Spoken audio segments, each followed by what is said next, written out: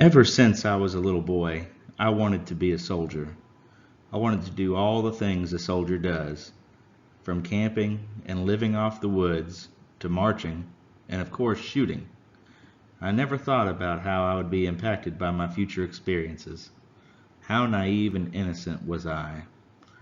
Shortly after I completed basic training, I was sent to upstate New York, and my first unit, the 1st Battalion, 32nd Infantry Regiment, 10th Mountain Division. Almost as soon as I got there, and before I could get all of my belongings unpacked and settled, I was told my unit would be going to Iraq. I assumed when I joined that I would deploy to either Afghanistan or the recently started Iraq War. I just never thought it would be right after my arrival to my unit.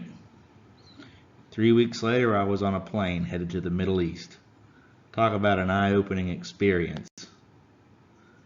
I'm not just talking about the energy-draining heat. My eyes were seeing for the first time how people in a third world country live daily without many of the common comforts that we as Americans are used to. Clean water, a reliable electrical grid, proper sewage systems, and medical care, just to name some of the basics.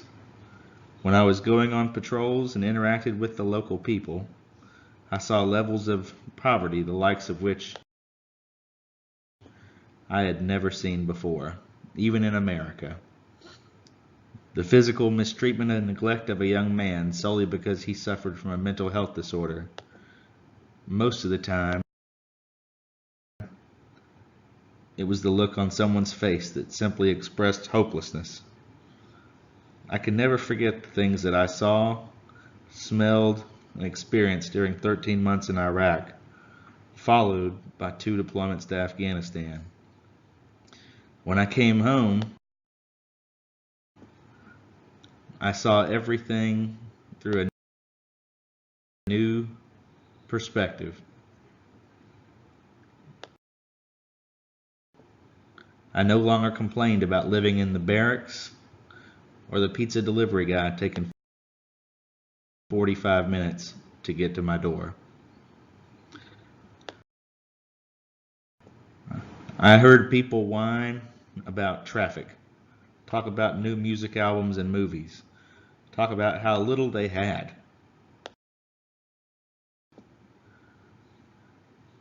I wondered if they have any clue as to what the world is really like and what's going on beyond their own sphere of influence. Essentially, I had a new appreciation for all the freedoms that I took for granted before I joined the Army and went to war. I discovered what it costs mentally, physically, and emotionally to ensure freedom and the way of life that everyone expects on a daily basis. The cost is up to and including one's life. I lost many friends throughout my time in Iraq and Afghanistan. When I see an American flag flying, I look at it differently now. Before, I never really noticed how majestic it is as it whips through the air, or how bright and rich the red stripes are, how the white stripes and stars just pop with energy, how the blue background is the deepest blue I've ever seen. Also, every time I see it, I'm reminded of all my friends who came home with that flag draped over them. It covered them like a shield. I think of some of my friends. Sergeant David Harry Hairholzer,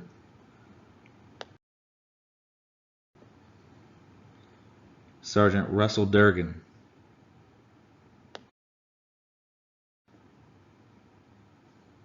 First Lieutenant Forrest Ewens, Staff Sergeant Patrick Liebert,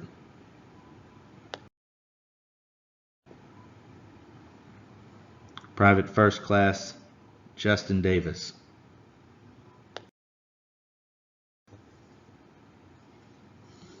Specialist Rogelio Garza,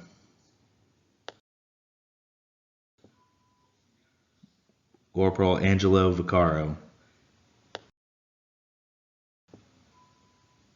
Major Douglas Sloan, Staff Sergeant Wild Bill Vile, Specialist Justin Coleman,